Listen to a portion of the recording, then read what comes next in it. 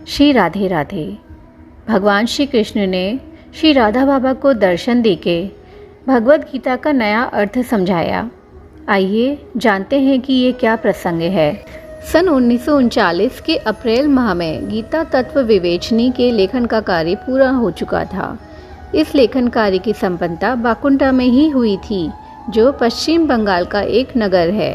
उस समय सेठ जी तथा राधा बाबा तो बाकुंडा में थे ही, पर हनुमान प्रसाद पोद्दार जी भी वहीं थे। गीता तत्व विवेचनी के कार्य के संपन्न होने के जाने के बाद प्रश्न ये था कि बाबा अब कहाँ रहेंगे। इसके बारे में अंतिम निर्णय तो राधा बाबा को ही लेना था, पर सेठ जी की चाह देखी। संपूर्ण भारत में श्री भगवद गीता के प्रचार के लिए राधा बाबा उनके साथ रहें। राधा बाबा की स्मरण शक्ति, विषय प्रवेश, तत्वबोध, उत्तरपटुता, प्रतिपादन शैली, आध्यात्मिक स्थिति, साधु जीवन आदि को देखते हुए श्री सेठ जी के द्वारा ऐसा सोचा जाना उचित ही था। इधर तो श्री सेठ जी और राधा बाबा दोनों एक दूसरे के प्रति आकर्षित हो रहे थे, परंतु 26 अप्रैल 1949 को एक विशेष बात घटित हो गई।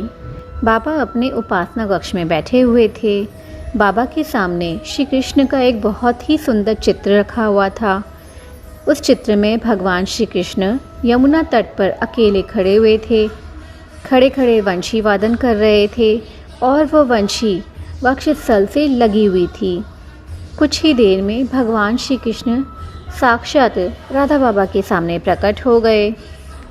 बाबा का हृदय आनंद से भर गया। भगवान श्री कृष्ण ने बाबा से पूछा, गीता की विवेचनपूर्ण तात्विक व्याख्या के लिखने का कार्य तो पूरा हो गया।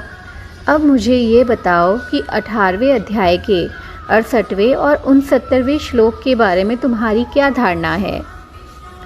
इस प्रश्न को सुनकर राधा बाबा ने कहा, गीता शास्त्र का जो मेरे भक्तों में प्रचार करेगा वह मुझे ही प्राप्त होगा और भूमंडल में उससे बढ़कर प्रियतर मेरे लिए कोई नहीं होगा।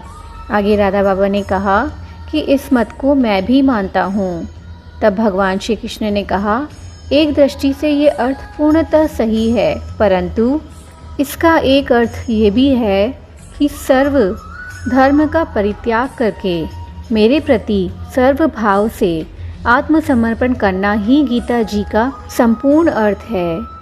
इसका आचरण करने वाला एवं इस तथ्य का प्रचार करने वाला ही मुझको सर्वाधिक प्रिय है। आगे श्री भगवान श्री कृष्ण ने कहा, परंतु जिस व्यक्ति के जीवन में तप न हो, भक्ति न हो, श्रवण इच्छा न हो, श्रद्धा न हो, ऐसे अतपस्वी अभक्त व्यक्ति के सामने इस परम रहस्यमय तथ्य का कथन नहीं करना चाहिए। अब बाबा के मन की विचित्र स्थिति थी। एक नवीन अर्थ, एक नवीन दृष्टि पाने का मन में परम उल्लास था, पर साथ ही एक खेद भी था। व्यर्थ ही मैंने इतने दिवस खो दिए।